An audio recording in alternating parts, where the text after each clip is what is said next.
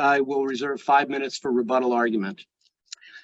Whenever a human endeavor creates a foreseeable risk of harming others, Florida law recognizes that a legal duty will arise. In such cases, the law places a duty on the defendant to lessen the risk or to take sufficient precautions to protect others from the potential harm of the risk. Let's talk about the duty, Mr. Rose. What is the basis of this duty? Is it a judicial pronouncement, or is it arising from the facts of the case, or is it both? We know it's not a statute. The basis of the duty specifically here is the woefully insufficient parking that the hotel had. So that is a fact. It's the facts of the case. It's the facts of the case recognized explicitly by this court in the Johnson versus Howard Marks production case. So now you're saying it's both. It's judicial pronouncements and the general facts of the case. Good. Correct. I have another question for you that I'm going to ask you to shift gears on. You have argued, and it was debated extensively below, about the inference and the circumstantial evidence regarding the decedents going to the parking lot.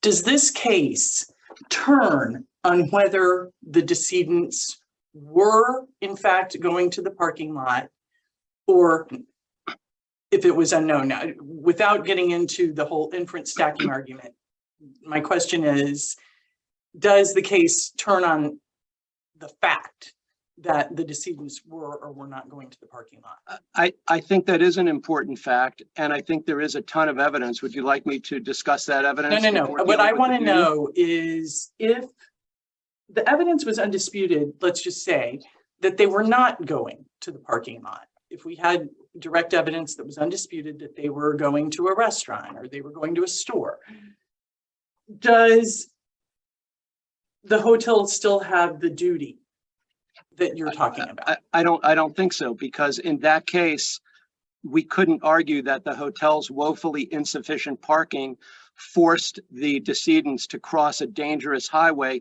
in order to get to the overflow lot. So if they were going in that situation, you're probably talking about causation.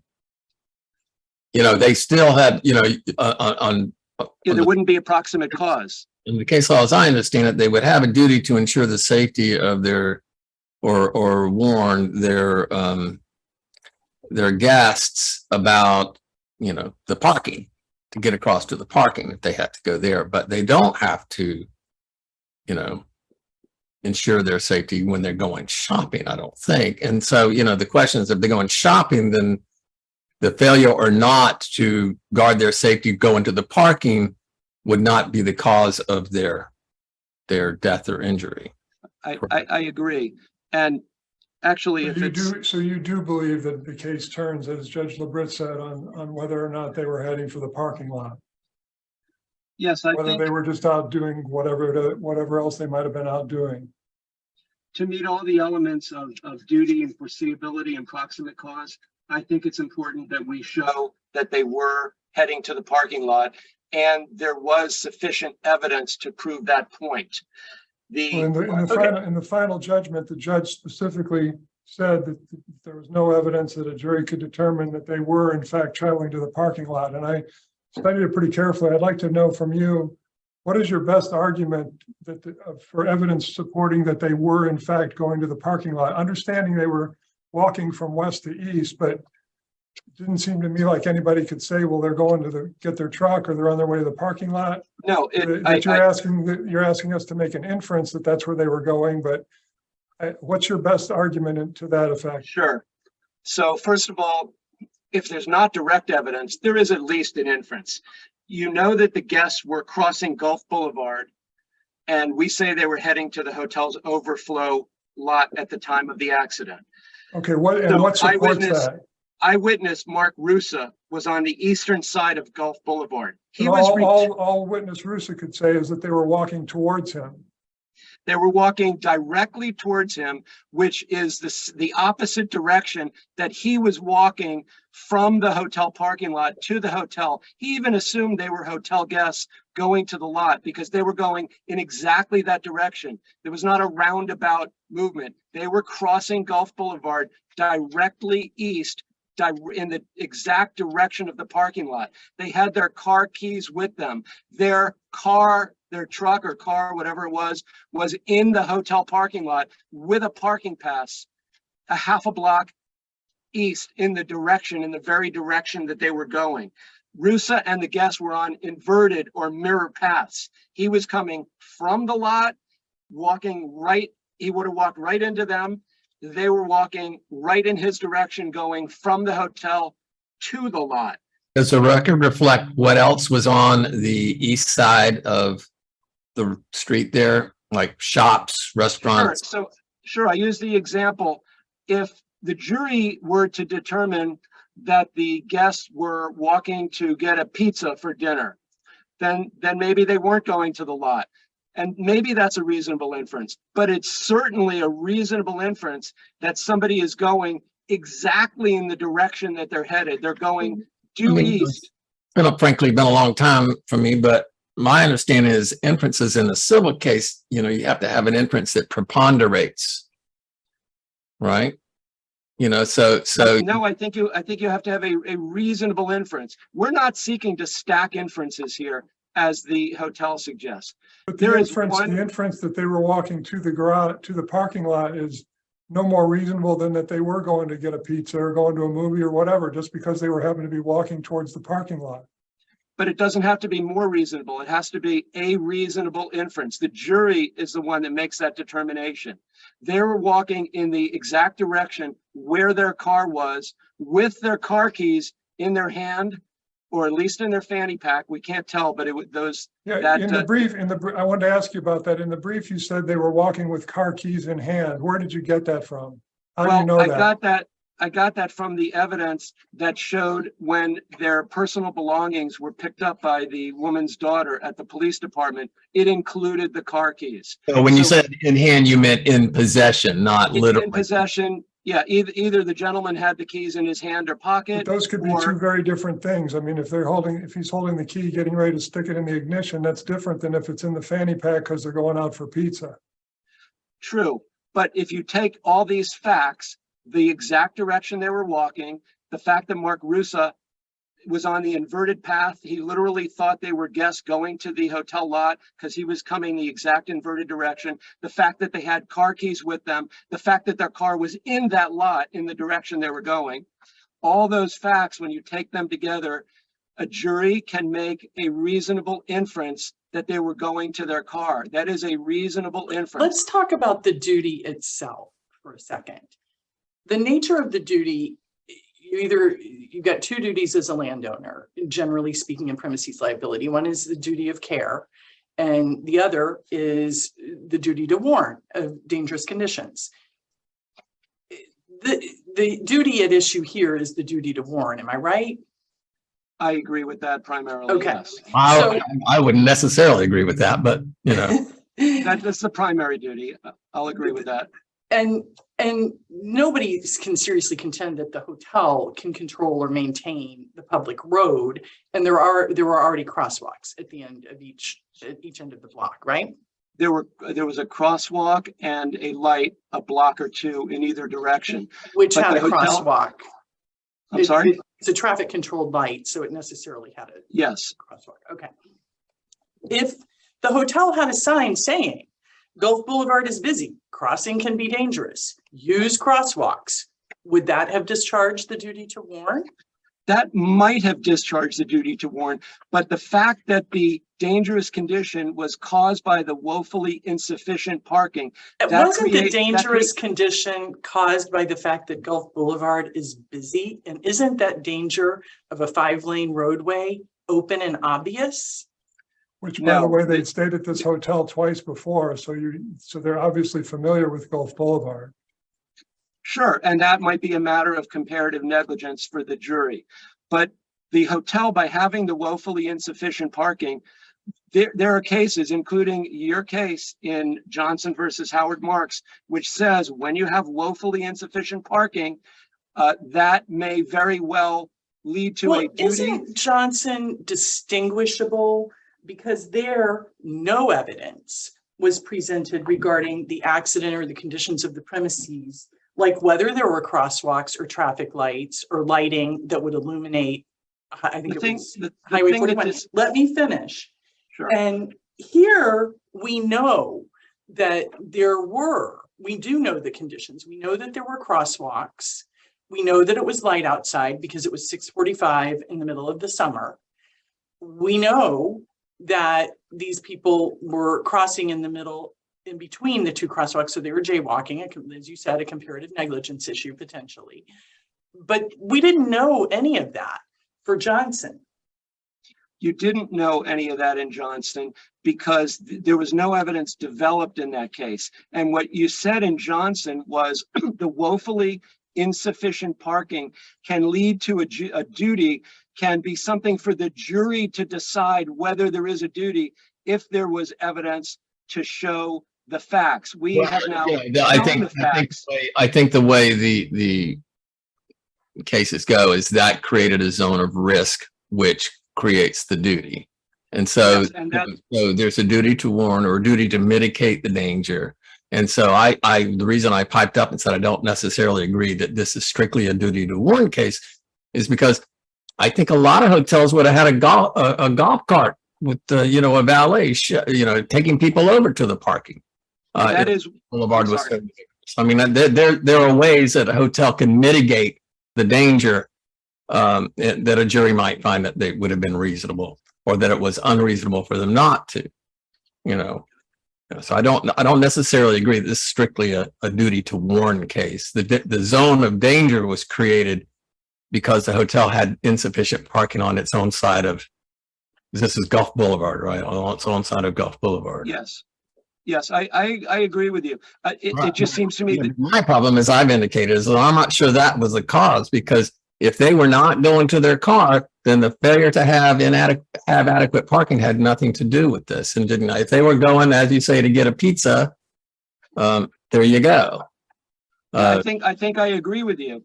But the fact is, there is enough evidence for a jury to make a single inference. When you take all those facts, they were going directly as opposed to speculation. I mean, the parking lot was a parking lot. I gather the parking lot did not front on Gulf Boulevard, correct? It was it was about a half a block down. Right. So they could have gotten to the sidewalk on the east side and turned left or right. Yes, that is possible.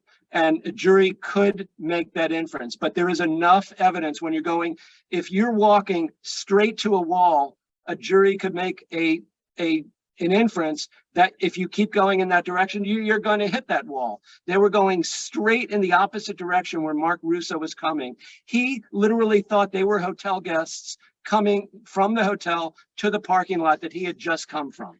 So there is sufficient evidence for a jury to make an inference. If there's no direct evidence on that, there's certainly enough to make an inference. We're not seeking to stack inferences. It's one single inference. So not just Johnson versus Howard Marks, but a number of other courts under very similar circumstances stemming from insufficient parking have found this duty that is created. You have the Rapp case, First District in Rapp versus Tolbert Enterprises. Similarly found a summary judgment improper when a motel guest was injured crossing a highway to reach a motel from a remote parking area. Like our case, there were disputed issues of fact about the dangerousness of the road.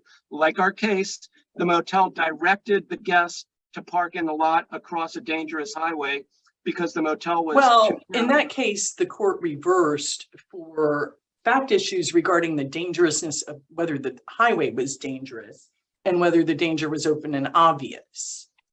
And here, I'm not sure that either of those facts is in serious dispute. Well, the defendants would agree because they tried to attack every single fact. They tried to claim that the hotel didn't direct these people to park in the lot where their car was actually in with a parking pass. They claim that the road wasn't dangerous when there's a ton of evidence that it was dangerous. They have all kinds of facts that they're trying to attack when there is factual support for all of these arguments. Let's also look at the Almirante case, Almirante versus Art Institute, 4th District Court. A student was forced to cross a busy highway to perform school functions and was struck by a speeding vehicle. Almirante said the school's decision to place its dormitory buildings on either side of a busy urban highway, requiring its students to cross one side of the highway on a daily basis, foreseeably created a greater zone of danger for its students from injuries while crossing. The Gunlock case, another 4th District case, remarkably similar factual circumstances. The decedent was struck and killed as he crossed a road to get from the hotel bar to his room across the highway. There was no pedestrian signal, crosswalk, bridge, or other safety device on the road to facilitate a safe crossing. Yet still, the 4th District said the hotel owed a duty of reasonable care for the safety of its invitees, whether that be providing warnings, use the crosswalk, will do something else, maybe have a golf cart, maybe walk the people across. Whatever a jury determines would be the reasonable thing to do to protect the decedents from the zone of danger that you created, the hotel created, by having woefully insufficient parking, knowing it, having literally an overflow parking lot. Mr. Rose, you are Forcing the guests- into your rebuttal time, so proceed as you wish, but I just wanted to give you that heads up. I'll save the remaining time for the rebuttal. Good. Ms. Perona? Good morning, Your Honor. May it please the court, Catherine Verona from Stoller Russell Keener Verona on behalf of the appellee Pride Enterprises, doing business as Sands of Treasure Island. We are here to ask the court to affirm the trial court's finding of final summary judgment in favor of my clients. We believe that the trial court correctly found that my clients did not create any foreseeable zone of risk by offering this offsite parking. Let me And ask that you a there- question, Ms. Verona. Yes. What if we agree, what if we disagree that the trial judge, her conclusion that a jury could never find that these people were going to a restaurant? What if we accept your opponent's position on the inference? How does that change this analysis? If they were going to the restaurant, if they were going to the parking lot, Right. or if a jury could find that they were going to the parking lot, what do we have here?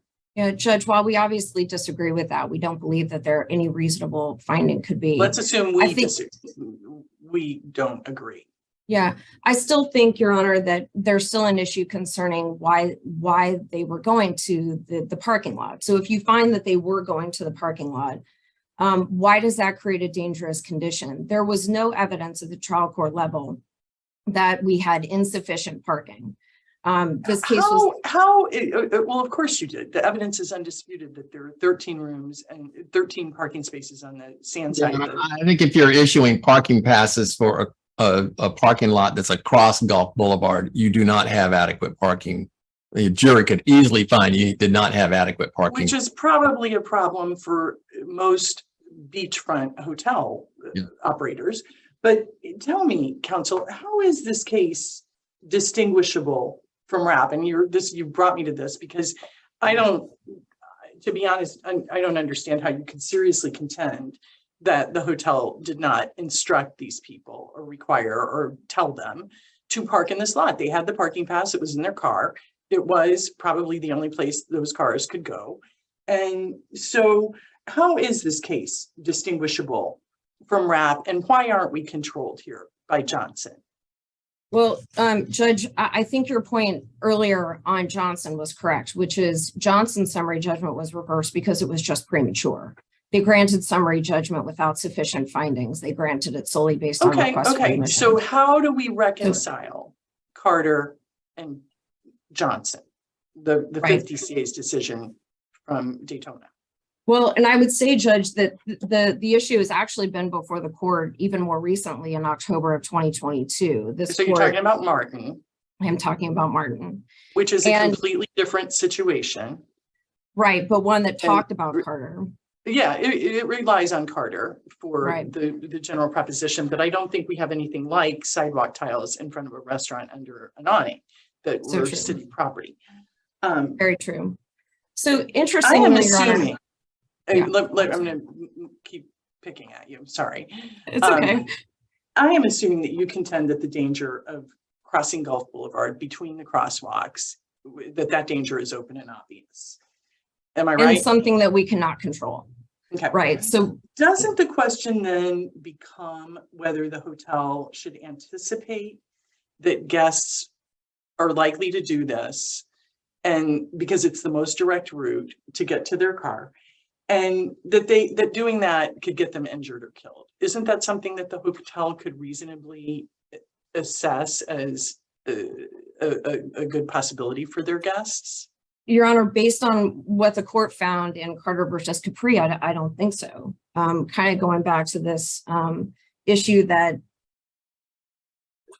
the court talked about a landowner not being responsible just because their hotel sits on a public property and just because it sits on a public roadway, excuse me, and that we cannot be responsible for telling every single guest how to cross the street, how to use a crosswalk. We also cannot have every single hotel up along every single beachfront community in the state of Florida required to have a golf cart there running back and forth in between these parking lots. Why And I not? go back to, oh, sorry, Judge. I mean, why not? I mean, like if I wanted to open a restaurant here I live in Hyde Park. If I wanted to open a restaurant here, the city would require me to have adequate parking. And one of the reasons they would require me to do that is be safety. Now, why, when a hotel is getting permitted to be built on on the waterfront, certainly the law could require that they furnish transportation offsite, correct? You know, Judge Can you- Northcutt, that's can- actually an interesting, oh, I'm sorry, Judge. Oh, no, I'm sorry. The law does not require that. The statutory or code does not require that. But the question is, could a jury reasonably conclude that they should have done that to mitigate the danger that they created by not having adequate parking? Well, then I think we'd probably, Judge, be talking about going back and talking about these hotels that have, like the Sands, been there for 40 plus years. However And long. how would you mitigate? I mean, maybe they were there before Gulf Boulevard became dangerous, but then it did. And they're still renting rooms. Is it your position that a hotel proprietor who is providing offsite parking never has a duty to business invitees to ensure or ensure is too strong a word, but to provide for their safe passage to the offsite parking? Is it your position that can never be, and that's just never going to be a duty that should be? Here's where I think it's probably distinguished, Judge LaBritte, is that what we're talking about here is we're talking about guests of the hotel that were injured off of our premises, right? So we're talking about, did our conduct as the hotel create this foreseeable zone of risk by having a parking lot on the other side? And what we will say is that we cannot control that roadway. Capri, or the Carter versus Capri case, talked about the fact that hotel had multiple different facilities on either side of A1A, which is much more busy than Gulf. And I would point to Christy Cooper's deposition where she talked about the fact that, yes, sometimes Gulf Boulevard can be dangerous in the season, but there's also many times when Gulf Boulevard has 0 cars on it because no one is down at the beach. So how do we, as a matter of law, thread that needle and say, well, sometimes there's an increased zone of risk and sometimes there's not? I mean, doesn't that then become a jury question if it can ever be an increased zone of risk? Right. So I think it's a legal question based on duty and looking at the fact specific, this question was asked earlier, what is the duty based on? Well, it's based on this case on a case by case basis, right? So case by case basis, what did the defendant know about the dangerous or potentially dangerous condition and the foreseeable zone of risk that they were creating by having whatever amenity on the other side of the road, right? So in this case, the parking lot. Unlike in RAP, unlike in Gunlock, unlike in some of the other cases cited by the appellant, the hotel had no other incidents like this, right? No other situations of people being injured in this roadway, guests of the hotel. no reason to get a golf cart and take people across, because as Mr. Rusa testified, people cross Gulf Boulevard on their own all the time. He'd done it many times. He never had an issue. He said he'd never do it again, of course. But that's what the hotel employees testified to as well. So Judge Northcutt, to your point, I think it's a case-by-case basis based on what kind of conduct did the defendant know was occurring in order to create. Doesn't that then present a jury question? I don't think so, because especially in this case, there was no question that there was no I understand the allegation of insufficient parking is there. And I understand the court's position that, you know, this number of spaces versus this number of rooms, that's insufficient.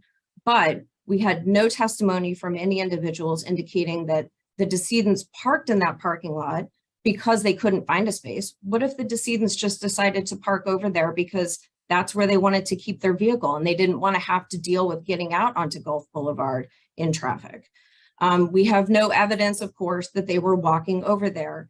And so I don't believe it comes a question for the jury, Judge Northcutt. I think in this particular situation, it was pretty clear that no duty was created by my client's conduct in having that parking lot on the other side of Gulf Boulevard. You know, going. Do you think it's oh, sorry. significant that the cause of these deaths was a drunk driver driving down the middle of the road? I mean, I'm not sure a crosswalk would have made much difference. No, that's interesting, Judge Black, because I think, I don't remember if it was Rusa, the eyewitness, or if it was Deputy Bergstrom in his deposition testified that he didn't think being in a crosswalk was going to matter because of this erratic behavior. In fact, our hotel it sits at 118th Avenue. So just to the south, I think it's 117th, that light had turned red. There was no traffic coming that way. And there were minimal cars, according to Mr. Russo, coming from the northbound direction when this drunk driver, who was well over the legal limit and is now serving many years in prison, came from out of nowhere, was driving in the correct lane of traffic and then swerved into that median. So I think here it does play some factual role, especially when you're looking at the larger picture, which is, and has to be, what conduct of my client created a foreseeable zone of risk where they could have seen such a tragic accident occurring, when in 40 years of owning, well, maybe not owning it, but of this hotel sitting there, they'd never had anything similar. But really kind of coming back to, and I know we can agree to disagree maybe on some of it, but coming back to the— in that 40-year history, do you know how many close calls there might have been? No. That question was never asked. Of course, close calls don't get reported and recorded. Correct. Sure. Yeah, but the judge ruled on two bases according to the order, right? One, that the jury would not be able to determine that the plaintiffs or the decedents were going to that parking lot, and the other is that there was no foreseeable zone of risk that created by your client. Correct. And so when you argue that, well, you know, that none of that would have made any difference, that then is a causation, which I imagine it could be a tipsy coachman argument, but it wasn't the basis of the judge's ruling. Correct, Your Honor. In fact, in her ruling, the trial court judge really seemed to focus on this idea of where were the decedents going at the time. And the fact of the matter is there just was no evidence. And again, a case litigated for 2 years, 13 depositions were taken, most of them. That's a tough negative to prove, right? I mean, they're both dead. They weren't it doesn't seem that they were traveling with anybody else who would have had firsthand knowledge of what they were doing or where they were going. And your opponent makes a convincing argument that it's not an unreasonable inference for the jury to make that they were crossing the street to get to their car. Well, you know, Judge Liebert, I understand where you're coming from, that it's a difficult kind of case to present as the appellant here, as the family to have this tragic incident occur. Obviously, you would love to place blame on someone. And unfortunately, in this situation, you know, the drunk driver is going to prison. I guess that's thankfully. You would like to place blame on the hotel. The problem is when you're talking about this foreseeable zone of risk, you have to go back to it being really a limited circumstance of when that foreseeable zone of risk is created, right? So this is not a situation, as you were talking about earlier, Judge LeBret, where you have a premises owner and his or her responsibility or its responsibility to people who come onto its premise. We are, in this case, trying to impose liability on my client for an incident out of its control in an area it did not control. Is, case law recognizes your obligation. It's not like this is a brand new theory that's being cooked up here. So, Very true. And I'll tell you that going strictly by the judge's order, I frankly have real problems saying there was no foreseeable zone, zone of risk created by the parking situation. The question of whether the decedents were going to the parking lot, that's an iffier question, but what was your client's burden in that regard? There was a time when I think the burden would have been for you to prove that they were not, prove that they were not going there, correct? And now the burden is the plaintiff can't prove that they were. But at what stage of the proceeding do you do that? What if, 3-4 months after this case is decided and they decide that the plaintiff can't prove that the decedents were going to the parking lot, somebody turns up, a neighbor that they called, would you check on our cat? And, oh, we're heading out to dinner. We're going to go get in our car and go to this steakhouse down the road. Suddenly there would have been evidence. So, in terms of it hasn't happened yet, but at what point can you conclude that the plaintiff cannot prove that? So, Judge Northcutt, if I'm understanding your question, it's kind of a timing issue. It is. And one thing I know there's been a lot of discovery so far in this case, but does that mean that they are forever precluded from finding a witness? Well, I would say that we litigated it for 2 years and we're literally at the eve of trial when the summary judgment was heard. Had discovery turned up yet. I get it. Had discovery closed? It had, Your Honor. We were literally scheduled. In fact, the trial court judge had, we were having some difficulties finding time to have the summary judgment heard, and she was able to make time for this, given a pending trial date. I believe it was in November. And this hearing was on like October 28th. Yes, it was very close in time. So and there hadn't been, was there anything in the way of a continuance to extend discovery, or was discovery well and truly closed? To discovery at that point was well and truly closed. As you can see from the court record, plaintiff had filed all the depositions. I can't speak for the appellant at this point, but I would assume that they felt comfortable with RUSA. RUSA was the main focus of their argument, and RUSA, by the way. Plaintiff didn't make the argument I just made.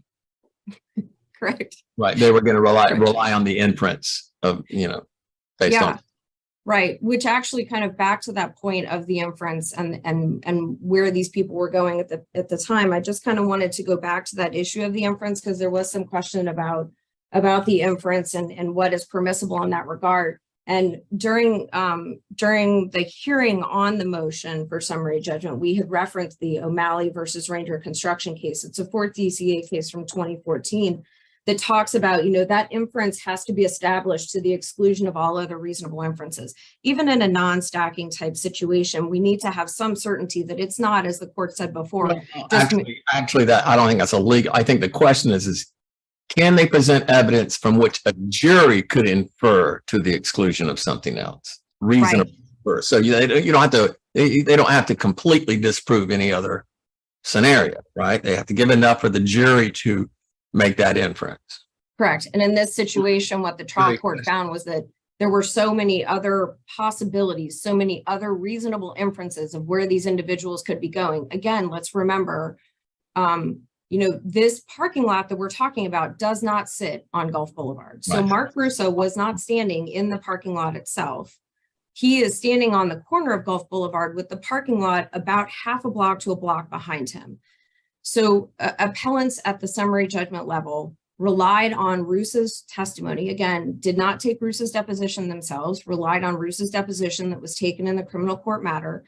And Roos has said, I assumed that they were coming from the hotel and going to the parking lot because of the path that they were taking.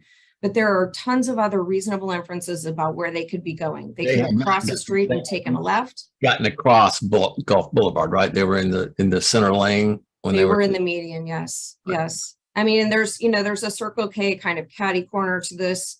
There's other restaurants and bars up and down. They could have been maybe even going just to golf to look at the golf. They could have been going for a walk. There's tons of places they could be going. And the court has already pointed out one thing that we wanted to note earlier, which is, numerous times throughout the initial brief and the answer was discussed that keys in hand. There is no evidence that the keys were in hand. There is solely evidence that the keys were picked up. Keys could have been with them for any reason, just not ever leaving home without your keys. And so, with all of the testimony that was taken, which was numerous employees, both personal representatives, the deputy, Deputy Bergstrom, which we haven't spoken about really, he is from the Pinellas County Sheriff's Office. They did an exhaustive investigation, given the horrific and tragic nature of this accident. They were not able to make any conclusion that these individuals were walking anywhere other than west to east. In fact, there is a part of Deputy Bergstrom's testimony, I believe it's in the record at page 417, where they said they had to go comb nearby hotels to figure out where these people were even staying. They knew they must have been staying somewhere. But after the fact, they had to go do that. So Deputy Bergstrom himself did not even make that determination that these individuals had left my client's hotel and were going to this parking lot. There simply was just no evidence. We believe that the trial court was correct in her finding that no jury could determine that that's where they were going. Even looking at an inference, there's many other inferences about where they could be going at the time. And going back to something that Judge Black had said, which is, again, it's important to keep in mind that even if we say there's insufficient parking, even if we say that Gulf Boulevard is a dangerous place, these two decedents had been there before. They had, in fact, just been there in February 2018. They chose not to use a crosswalk. We had two available crosswalks on either side, one right at 119th and one at 117th. They chose not to use it. They could certainly do that. People could use crosswalks instead of us shuttling people dangerously back and forth. Yeah, but I think you're making a jury argument there, Ms. Verona. Not that we haven't heard those before. Thank you, Judge. Jury argument as it is. It was in the record. Yeah. And it is something to be noted factually about the case. But Your Honors, at the end of the day, I think that our position in the case remains what we kind of started off with today, hearing from Mr. Rose, which is, in this case, there was no duty created. There was no foreseeable zone of risk. We cannot hold hotels in the state of Florida responsible for everyone who crosses a public highway that they are not responsible for. And in this particular case, there simply was no evidence that these two decedents were going across the street to get to the parking lot. So we would ask that the court affirm the lower court's finding of summary judgment in favor of Pride Enterprises. I appreciate your time. Thank you very much. Okay, Mr. Rose. Thank you. If you heard counsel carefully, she said that there were other reasonable inferences as to where the decedents were going. That's right. There were other reasonable inferences besides our reasonable inference. So a jury, not the judge, gets to determine that. And the Supreme Court said in Nielsen versus Sarasota, which we cited, in a civil case, a fact may be established by circumstantial evidence as effectively and as conclusively as it may be proved by direct positive evidence.